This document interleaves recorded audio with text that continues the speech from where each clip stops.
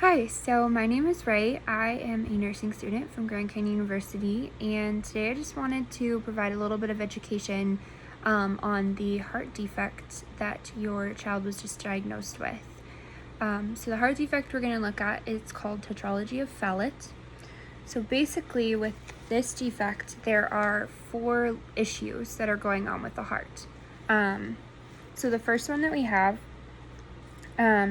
is right here in this vessel. This vessel is called the aorta. So basically what happens with this defect is that the aorta is a lot wider than it should be, which you can kind of tell, like if we were to compare the size of this vessel with this vessel, for instance.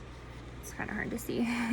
This vessel with this vessel, this one is a lot wider, and this one is a lot narrower. Now there's actually 2 defects happening, one in each of these vessels. So this one, there's a widening where we would like it to be narrower, and right here, starting right where these kind of looks like 2 little U's that come together, or a W, this is a valve, and this vein right here is called the pulmonary artery.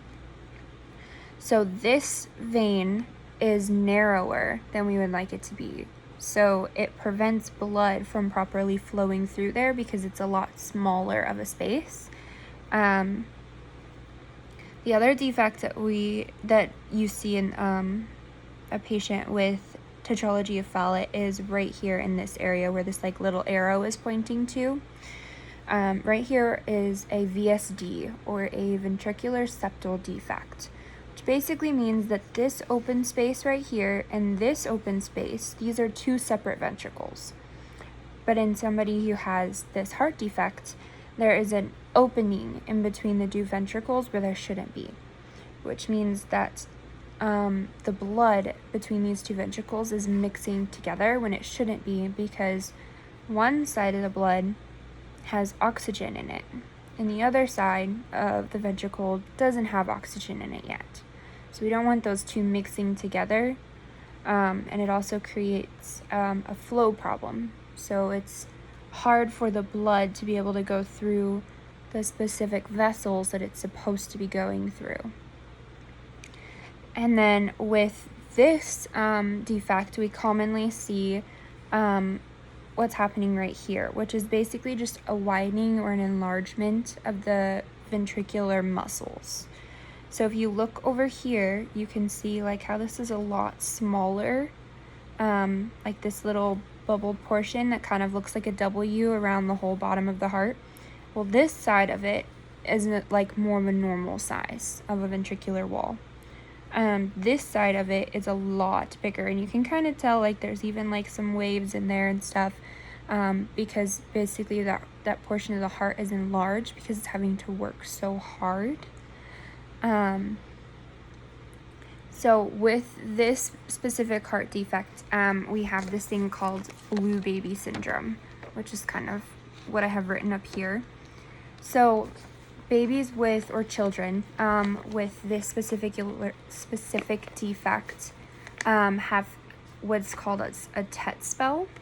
So basically, when the child cries or when they feed, eating and stuff like that, they turn blue, which can be very scary, but it basically means that they're not getting enough oxygen, because when they're crying or when they're eating, it's hard for them to be breathing at the same time, and because of these defects that are happening in the heart, they're already having a hard time trying to breathe. So when children have a TET spell, they'll commonly kind of get into this little fetal position, and if you see your child getting into that kind of bluish coloration to their skin, and they start having a hard time breathing, they'll start breathing faster, quicker. Sometimes they can even gasp for air a little bit. Sometimes helping them into this position where they're kind of hunched over, they have their knees to their chest. It helps them to breathe a little bit better, because then the sides and their back can expand more regularly with their lungs. They won't have to fight so hard to get oxygen. So yeah, aside from the blue coloration and kind of that fetal position, some children just go into that position naturally anyways. Most often, they'll also have a heart murmur. So, I mean, if you were to buy a stethoscope and you were to listen, myself or the doctor would definitely be able to help you to hear what this murmur sounds like. It's just common with these types of defects to hear murmur, like a whooshing kind of a sound, basically. They'll also have some low oxygenation rates. Like I had mentioned before, it's really hard for them to be able to get the blood they need to get to their lungs properly. So their oxygen levels in their blood are going to be decreased from what the normal would be. They'll also have difficulty breathing. It'll be harder for them to feed, so feeding them slowly is really important. With this defect in particular, surgery is probably going to be necessary to treat it. And in order, like the surgeries that are going to be done are just going to be fixing these defects that I had mentioned before, like helping to widen like the pulmonary stenosis that I was talking about, where that vessel is smaller than it needs to be.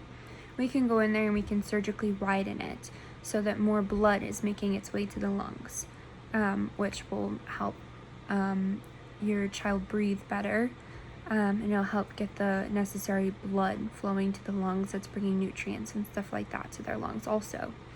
So we can widen that vessel. We can also go in and that the VSD that I was talking about, the hole between the two ventricles, we can also surgically go in and we can repair that and close that hole up if it becomes a big problem. Like if it's a larger hole, sometimes it needs to be surgically corrected. Kind of have to see it depending on age and such, if possibly the hole might fix itself the older that the child gets, and if it doesn't, then again we'll probably have to go in and surgically close that. There are some other treatments such as like some steroids or bronchodilators to kind of help open up the lungs, make it a little bit easier to breathe. With surgery being an option, anticoagulants, which are basically medications that help to like thin the blood down so it can flow easier, and it will also prevent blood clots from forming. So it'll be easier for the blood to be able to get to all the places that it needs to, especially when the heart is already working so hard with some of the problems that it's having right now. It's also possible that some anti-inflammatory medication would be necessary, especially with that portion of the ventricle I was talking about, the bottom of the heart, being so much bigger than it needs to be. And some of the other defects, the heart can work harder and it can make it inflamed. There's also the possibility of antibiotics as a kind of a precaution. Children with this particular heart defect are more susceptible to getting infections such as endocarditis, which is basically infection that occurs in the heart. So making sure that your child is not around people who are sick, even if they just have the cold or flu, it's important to maybe let them get over their sickness before they can see your child, just to ensure that they don't catch the same sickness, because not only can it hurt, like cause an infection in their heart, but also with the problems that they're going to have with their lungs of breathing and making oxygen, being able to like making oxygen go into their blood to get to the rest of their body. If they were to get like the cold or flu, that affects the lungs, and so it makes it harder to breathe and harder to get that oxygen. So yeah, we can talk further about some maybe nutritional supplements that can also help prevent them from, like, it'll aid in like preventing them from getting sicker and make sure they're getting all the nutrients that they need to help improve the function of their heart and their lungs. So All right, thank you for discussing this with me, and please let me know if you have any questions.